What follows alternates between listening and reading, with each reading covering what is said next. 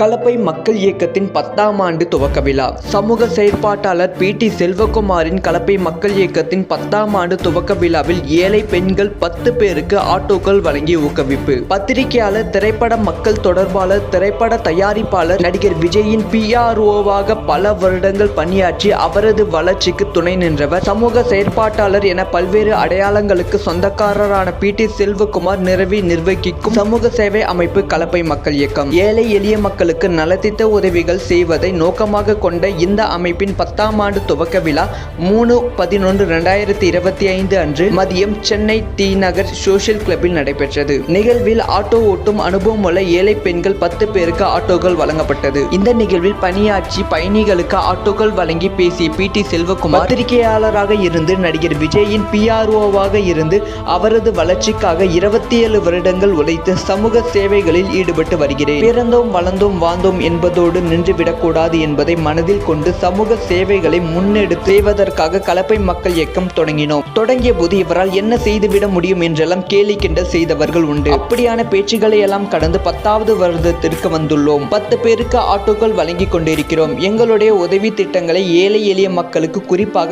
மலையோர பழங்குடி கிராம மக்களுக்கு சென்று சேரும்படி பார்த்து கொள்கிறோம். கொரோனா காலகட்டத்தில் 1 வருட காலமாக தொடர்ச்சியாக நாங்கள் செய்த உதவிகளை பாராட்டி எனக்கு மனிதநேய செம்மல் விருது தந்தார்கள். அதன் பிறகு நெல்லை மாவட்ட சுற்றுவட்டாரத்தில் மலை கிராமங்களில் 30க்கும் மேற்பட்ட அரசு பள்ளிக்கூடங்களில் வகுப்பறைகள், கலையரங்குகள் கட்டி கொடுத்து இருக்கிறோம். அந்த சேவையை பாராட்டி கல்வி அமைச்சர் அவர்களும் சபாநாயகர் அவர்களும் எனக்கு சிறந்த கல்வி சேவையர் விருது வழங்கி ஊக்கப்படுத்தினார்கள்.